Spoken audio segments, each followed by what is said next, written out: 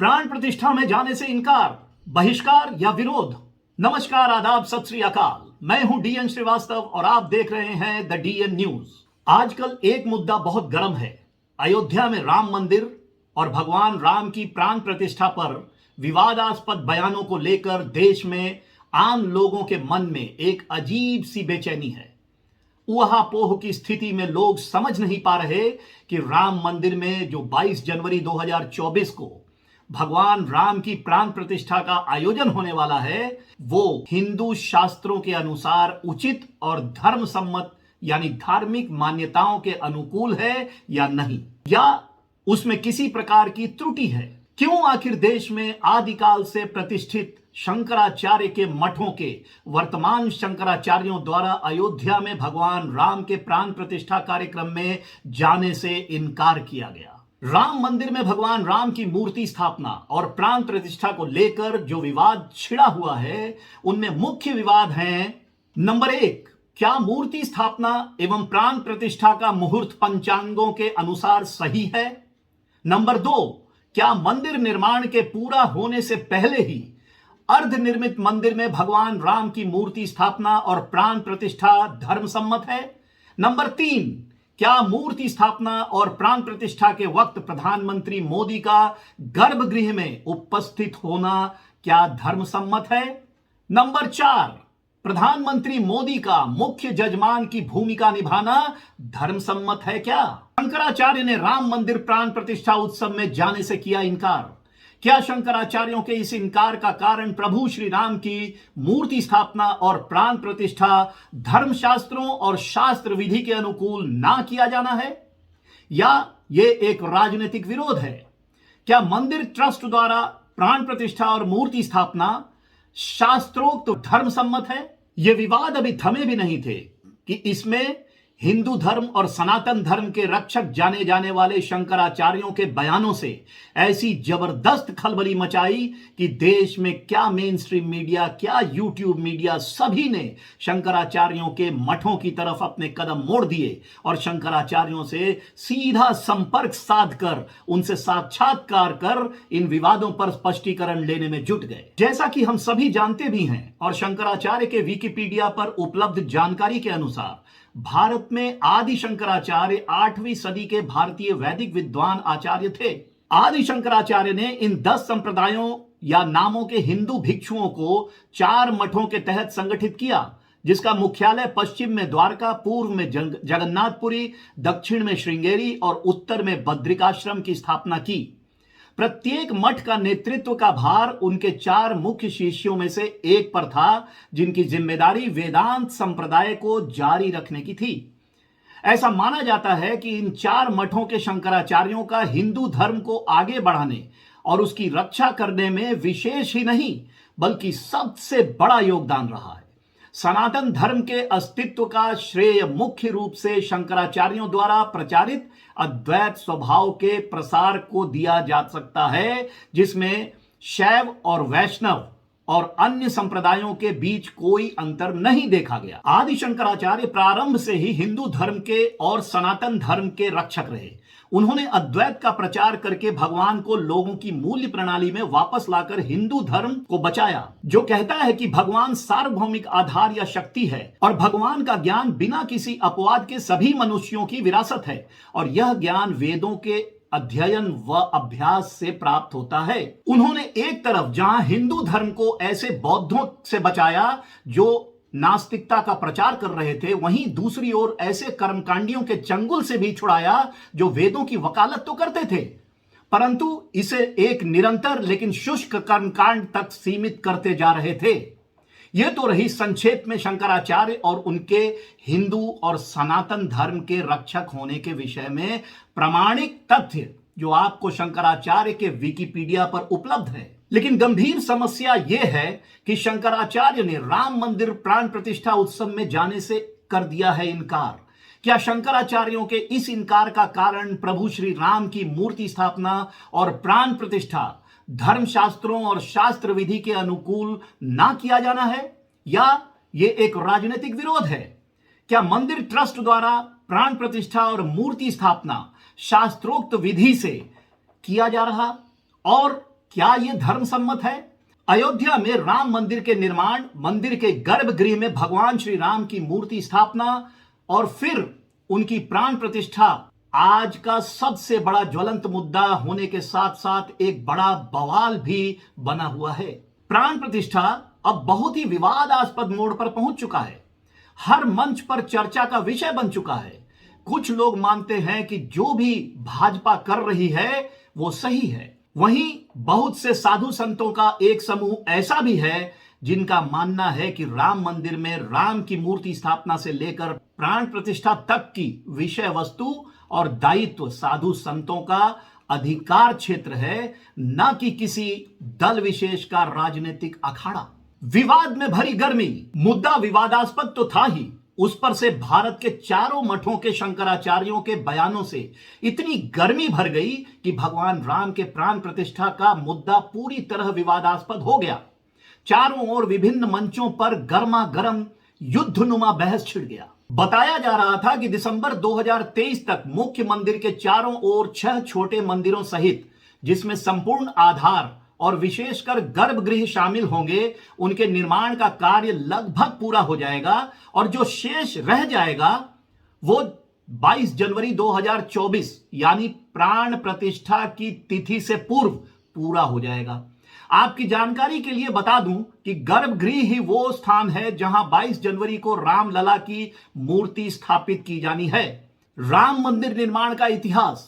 श्री राम जन्मभूमि तीर्थ क्षेत्र ट्रस्ट ने मार्च 2020 में राम मंदिर के निर्माण का पहला चरण शुरू किया। भारत में कोविड-19 महामारी से लॉकडाउन के कारण मंदिर का निर्माण कार्य अस्थायी रूप से टल गया था। इसके बाद 25 मार्च 2020 को उत्तर प्रदेश के मुख्यमंत्री योगी आदित्यनाथ की उपस्थिति में भगवान राम की मूर्ति को एक अस्थायी स्थान पर रख दिया गया। मंदिर के निर्माण की तैयारी में जहां एक तरफ विश्व हिंदू परिषद ने विजय महामंत्र जाप अनुष्ठान का आयोजन किया, वहीं इसकी सफलता के लिए लोगों द्वारा अलग अलग स्थानों पर इकट्ठा होकर विजय महामंत्र श्री राम जय जय राम का जाप पूरी शिद्दत से किया गया। इस विजय महामंत्र का जाप 6 अप्रैल 2020 को मंदिर निर्माण में बाधाओं पर जीत सुनिश्चित करने के लिए आयोजित किया गया था। विवादों से घिरा मंदिर का कार्य। राम मंदिर भूमि पूजन से लेकर आज तक विवादों में घिरा रहा। 2020 में निर्मोही अखाड़ा के राष्ट्रीय प्रवक्ता महंत सीताराम दास ने नरेंद्र मोदी द्वारा मंदिर की नींव रखने के भाजपा के फैसले की आलोचना की और कहा, मंदिर का काम केवल धार्मिक पुजारियों द्वारा किया जाना चाहिए। हिंदू महासभा के राष्ट्रीय उपाध्यक्ष पंडित अशोक शर्मा ने कहा कि भाजपा ने पूरे मामले का राजनीतिकरण कर दिया।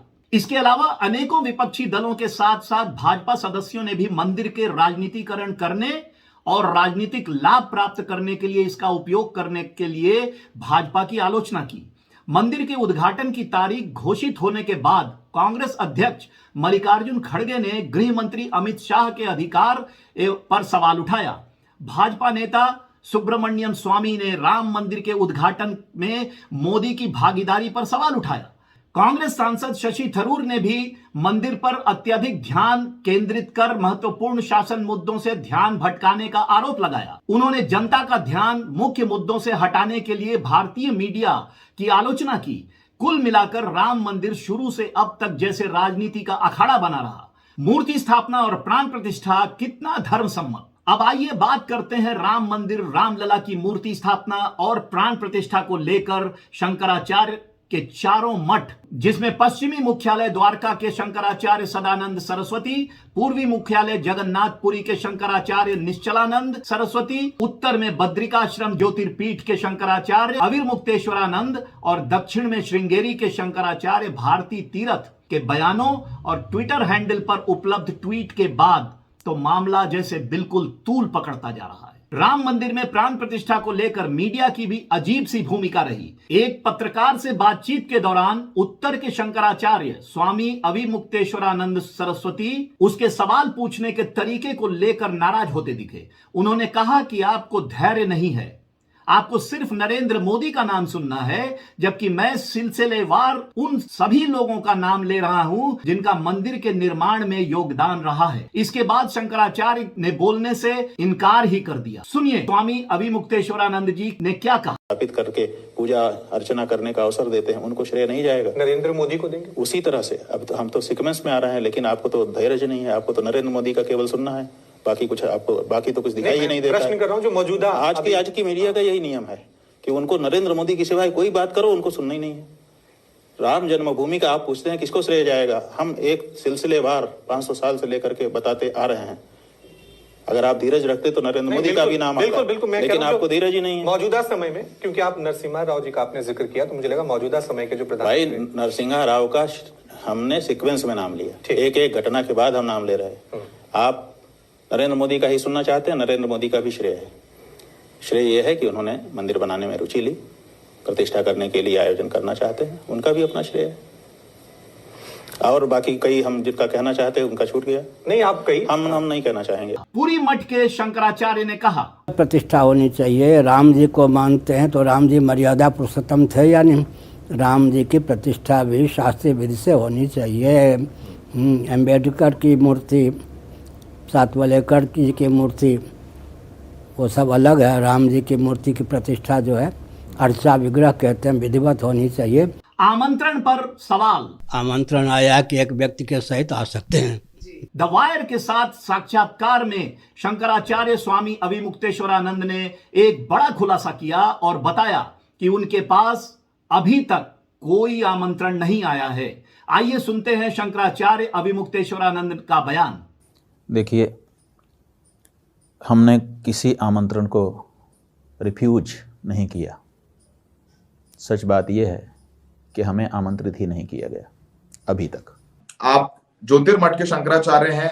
राम मंदिर जो प्राण प्रतिष्ठा होने वाली है उसमें तमाम फिल्म अभिनेत्री हैं, चाहे माधुरी दीक्षित हैं, रणबीर कपूर, आलिया भट्ट, आप नहीं देखते होंगे लेकिन काफी पॉपुलर लोग हैं। दलाई लामा को भी बुलाया जा रहा है, अडानी अंबानी को बुलाया जा रहा है। आपको निमंत्रण नहीं भेजा गया, इसका क्या कारण लगता है? आप ये इसका कारण तो जो लोग निमंत्रण भेजने वाले लोग हैं वही बता सकते हैं, हम कैसे बता। लोग ये कह रहे हैं कि शंकराचार्य जी जो है वो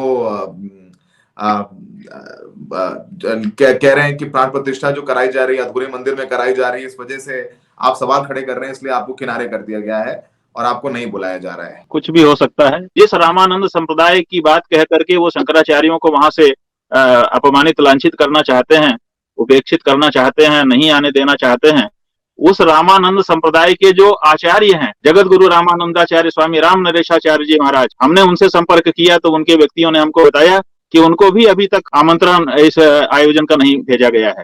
तो राम नरेशाचार्य जी महाराज जो जगत गुरु रामानंदाचार्य हैं, उनके सभी रामानंद संप्रदाय की ओर से मान्य जगत गुरु रामानंदाचार्य हैं, उनको भी आमंत्रण नहीं भेजा गया है और कह रहे हैं कि रामानंदियों का है। शंकराचार्य का तो आपने खंडन कर दिया चपत राय जी, रामानंदाचार्य को क्यों नहीं अभी तक आमंत्रण भेजा?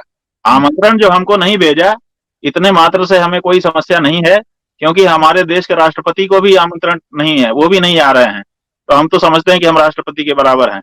मतभेद पर सवाल। द्वारका के शंकराचार्य स्वामी सदानंद जी महाराज ने टाइम्स नाउ नव भारत को एक साक्षात्कार में बताया कि चारों शंकराचार्यों का मठ अलग अलग है किंतु मत एक है। चारों शंकराचार्यों का सिद्धांत एक है, एक हुआ करता है।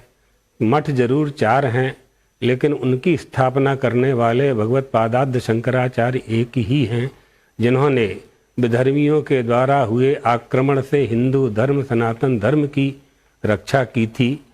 तो उन्हीं की परंपरा, उनके आदेश के अनुसार, सिद्धांत के अनुसार ही हम लोग सभी धर्म का प्रचार किया करते हैं।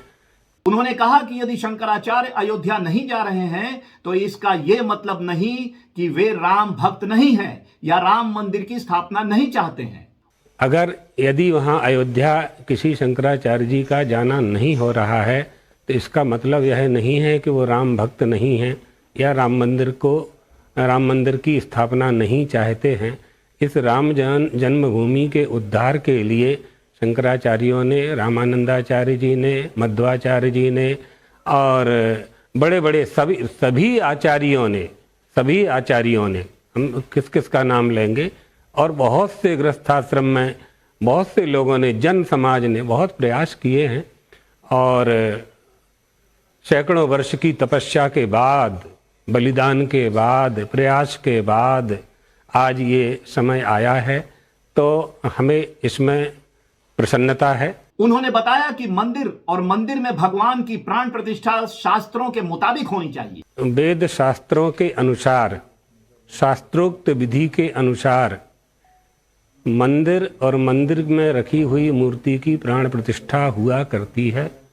विधि और निषेध ये हमें शास्त्रों से प्राप्त होता है, तो शास्त्रानुसार पद्धति का पालन होना चाहिए। शंकराचार्य ने बताया कि शासन और सरकार का काम है कार्यक्रम की व्यवस्था सुचारू रूप से करना। गर्भगृह में जैसे सभी दर्शन को जाएंगे वैसे प्रधानमंत्री भी रहेंगे, इसमें हमें कोई बुराई नहीं नजर आती है। यह जो कार्यक्रम है राम जन्मभूमि तीर्थ न्यास के द्वारा आयोजित है, और इस समय देश की कोई भी सरकार होती, उस सरकार को उसमें शामिल होकर के व्यवस्था करनी ही होती है। ये सरकार का, शासन का उत्तरदायित्व है कि वहाँ कई तरह की व्यवस्थाएं हुआ करती हैं। तो राम जन्मभूमि तीर्थ न्यास ने जो निर्णय लिया होगा वो धर्मशास्त्र के अनुसार ही लिया होगा, तो वो देखने की बात होगी कि रही दर्शन की बात, तो दर्शन करने तो सभी जाएंगे। प्रधानमंत्री नरेंद्र मोदी जी जा रहे हैं और जनता भी जाएगी दूसरे दिन से, 23 तारीख से तो सभी जाएंगे। केवल लाइन ऑर्डर इत्यादि व्यवस्था में अव्यवस्था ना हो, ये तदर्थ 22 तारीख में निश्चित लोगों का आमंत्रण दिया गया होगा। टाइम्स नाउ चैनल की संपादक नविका कुमार ने बताया कि स्वामी सत्येंद्र दास जी के अनुसार गर्भगृह जहां रामलला की मूर्ति स्थापना होनी है वो बनकर पूरी तरह तैयार हो चुका है, लेकिन मंदिर का शिखर बनने में और अन्य निर्माण कार्यों में अभी वक्त लगेगा। ऐसे में गर्भगृह में मूर्ति स्थापना करने में कोई बुराई नजर आती है आपको? इस पर शंकराचार्य ने कहा कि यदि स्वामी सत्येंद्र दास जी के अनुसार मंदिर पूरी तरह निर्मित है तो वो सोचकर ही प्राण प्रतिष्ठा का कार्यक्रम कर रहे होंगे। सुनिए द्वारका के शंकराचार्य स्वामी सदानंद जी महाराज ने क्या कहा। कुछ लोगों का यह कहना है कि अर्ध निर्मित मंदिर में प्राण प्रतिष्ठा का कार्यक्रम सही नहीं है, लेकिन हमने सत्येंद्र दास जी से बात की, आचार्य सत्येंद्र दास जी, उन्होंने कहा कि मंदिर बहुत बड़ा है, जिस गर्भगृह में ये रामलला की मूर्ति रखी जाएगी वो पूरी तरह से पूर्ण हो चुका है। क्या इस पर आपकी कोई विशेष आपकी कोई रिजर्वेशन है?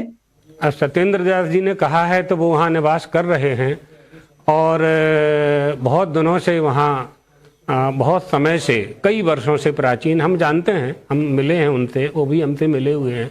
हमारे गुरुजी जब वहाँ अयोध्या में गए थे राम जन्मभूमि के लिए, जगतगुरु शंकराचार्य जी महाराज ने, सदगुरुदेव भगवान ने आंदोलन किए थे।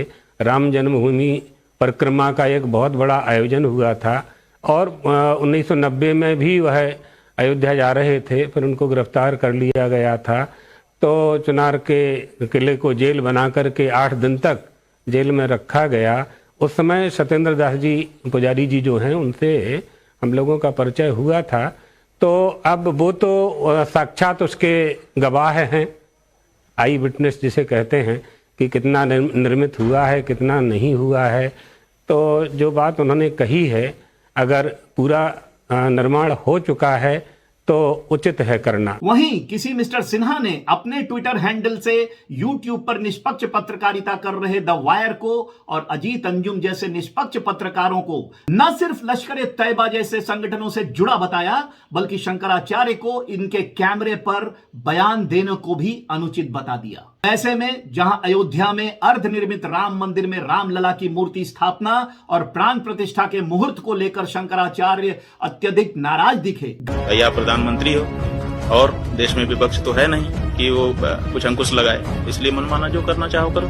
फैसला प्राप्त करने के बाद आपने उनको हटा दिया और आपने भाजपा, विश्व हिंदू परिषद, संघ और प्रधानमंत्री का अपना व्यक्तिगत आदमी, इनको मिला करके एक ट्रस्ट बना दिया। 4 वैष्णवाचार्य 5 वैष्णवाचार्य जो है उनकी कौन सी अयोग्यता है जिसके कारण उनके ट्रस्ट को आप हटा दे रहे हैं? गर्भगृह में प्राण प्रतिष्ठा के वक्त साधु संतों के अलावा आम लोगों के प्रवेश पर रोक न होने और बहुत सी ऐसी बातें हैं जिस पर आज तक सभी साधु संतों की, हिंदू धर्म के धर्म गुरुओं की, सनातन धर्म के शंकराचार्यों की आम सहमति नहीं बन पाई है। ऐसे में कुछ लोगों का और विशेषकर शंकराचार्य अभिमुक्तेश्वरानंद जी महाराज का कहना है कि राम मंदिर के पूरे मामले को राजनीतिक रंग दे दिया गया है। सुनिए स्वामी अभिमुक्तेश्वरानंद जी महाराज का क्या कहना है।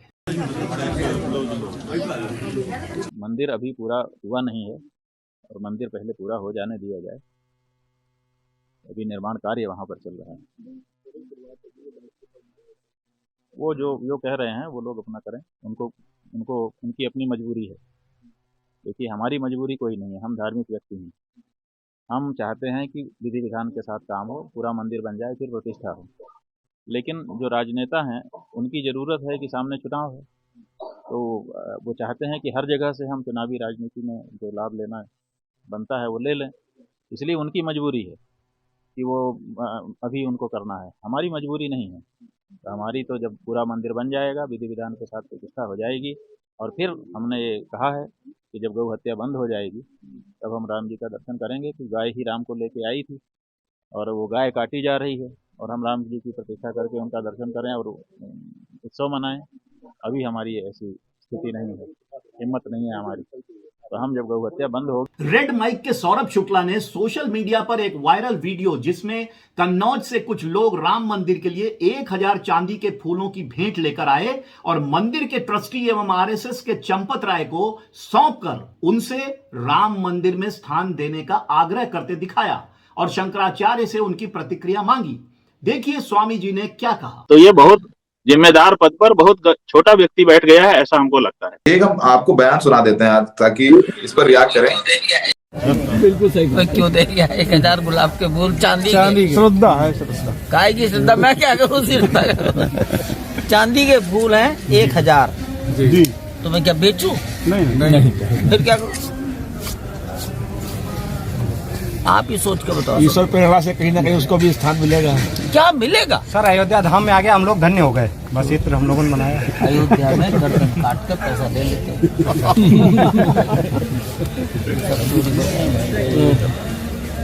हमने अपने दरवाजे पे सोना मड़वाया, मड़वा तो दिया, तरह से चलती कौन करेगा? एक दरवाजे की कीमत 60 करोड़ हो गई। हमने कहा पुजारी की गर्दन काटेंगे रात को, क्या कन्नौज से कुछ गए, उन्होंने कहा कि हम इत्र लाए हैं और 1000 चांदी के फूल लाए हैं, कहीं लगा दीजिए। तो चंपत राय जी कहते हैं मैं इसको बेचूं, और फिर बोलते हैं अयोध्या में गर्दन काट कर पैसे ले लेते हैं। चंपत राय जी कह रहे हैं। फिर कहते हैं कि हमने तो भैया सोने के दरवाजे लगा दिए हैं 60 करोड़ के, अयोध्या में लोग पुजारी की गर्दन काटेंगे, मैं तो नहीं आऊंगा। तो उनके बयान अयोध्या के बारे में कि अयोध्या में गर्दन काट कर पैसे ले लेते हैं, पुजारी की गर्दन काटेंगे, और जो लोग वहां पर आ रहे हैं उनको कह रहे हैं कि मैं इनको बेचूं, क्या करूं। ये बयान चंपत राय जी का कल का है और ये वायरल है इस समय सोशल मीडिया पर। हाँ, तो आप देख लीजिए कि पुजारी की गर्दन काटेंगे, हमारा क्या है, ऐसा कहकर ही वो कैसी हंसी हंस रहे हैं। इसी से समझ लीजिए कि वो कितना, मतलब कैसे व्यक्ति को, नरेंद्र मोदी जी को हम लोग समझते थे कि बुद्धिमान व्यक्ति हैं, किसी गरिमापूर्ण व्यक्ति को वहां पर बैठाएंगे, लेकिन जैसे व्यक्ति को उन्होंने बैठाया है वो खुद पछता रहे होंगे कि हमने कैसे व्यक्ति को वहां पे बैठा रखा है। जो व्यक्ति अयोध्या में बैठ करके इतना बड़ा काम कर रहा है, अयोध्या के बारे में, अयोध्या के पुजारियों के बारे में, अयोध्या के संतों के बारे में, अयोध्या के लोगों के बारे में उसकी क्या राय है, आप देखिए। अयोध्या के बारे में उसके मन में क्या एक रत्ती भी आदर है? उसके इसी वक्तव्य से प्रकट हो जा रहा है कि अयोध्या के बारे में उसके मन में तनिक भी आदर सम्मान नहीं है।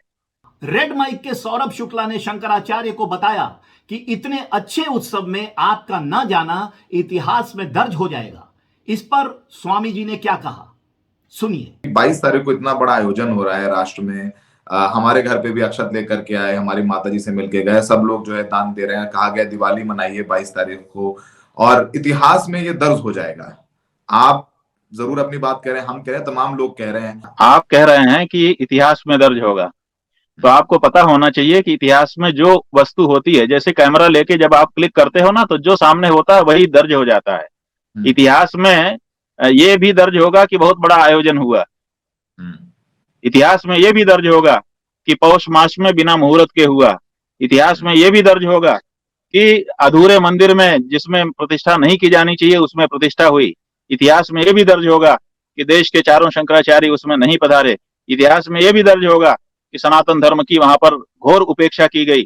इतिहास में ये भी दर्ज हो गया कि एक जिम्मेदारी वाले पद पर बैठाए गए व्यक्ति के द्वारा शंकराचार्यों का अपमान कराया गया। इतिहास में यह भी दर्ज होगा कि भारतीय जनता पार्टी के द्वारा मनोनीत किसी पदाधिकारी के द्वारा हिंदू समाज में फूट डालने वाले बयान दिए गए। ये सब दर्ज होगा। केवल एक चीज इतिहास में दर्ज नहीं होती है, सब कुछ साथ में दर्ज होता है। इतने सारे विवादों के साथ, ढेरों अटकलों के साथ, कितने ही गणमान्य लोगों और पूजनीय लोगों का साथ छोड़कर इसी वक्त आनंद फानन में ही इतने बड़े राम कार्य को अंजाम देना क्या बहुत जरूरी है? क्या सनातन धर्म और हिंदू धर्म के सदियों से प्रचारक रहे और रक्षक रहे शंकराचार्यों के साथ तालमेल बनाकर, उनकी सलाह लेकर, मैं नहीं कहता कि सिर्फ शंकराचार्यों के सलाह पर शंकराचार्यों की सलाह भी साथ लेकर एक कॉमन मिनिमम प्रोग्राम के साथ मूर्ति स्थापना और प्राण प्रतिष्ठा कार्यक्रम नहीं किया जा सकता है क्या? राजनीतिक दलों में भी जब मतभेद हो जाता है तब भी तो कॉमन मिनिमम प्रोग्राम पर चीजें तय की जाती हैं। तो यहां क्यों नहीं? आपने पूरा वीडियो देखा और सुना। अब आप ही को एक आम आदमी के नजरिए से अपना विवेक इस्तेमाल करते हुए सोचना है कि क्या यह हमारे लिए उचित होगा कि हम प्रभु श्री राम को अपने घर पर घर के निर्माण के वक्त ही बुलाएं? क्या प्रभु श्री राम को एक ऐसे मुहूर्त में बुलाया जाए जब स्थिति और परिस्थिति अनुकूल ना हो? अब वक्त है आपसे विदा लेने का, पर जाने से पहले आपसे एक अनुरोध, कृपया वीडियो के नीचे कमेंट बॉक्स में कमेंट करके बताइए कि क्या आपको लगता है कि प्राण प्रतिष्ठा सही मुहूर्त में किया जा रहा? क्या आपको लगता है कि अर्धनिर्मित मंदिर में प्राण प्रतिष्ठा और मूर्ति स्थापना किया जाना शास्त्रोक्त धर्म सम्मत है? क्या मंदिर का निर्माण कार्य पूरा होने के बाद रामलला की मूर्ति की स्थापना में और प्राण प्रतिष्ठा में कोई अड़चन नजर आता है आपको? आपके कमेंट से हमें हमारी खबरों को और हमारी टीम को बल मिलता है। आज के लिए बस इतना ही। बहुत जल्द हाजिर होऊंगा कुछ और नई और सच्ची खबरों के साथ। तब तक के लिए देखते रहिए the DN news. Good night, शुभ रात्रि, शब ब खैर।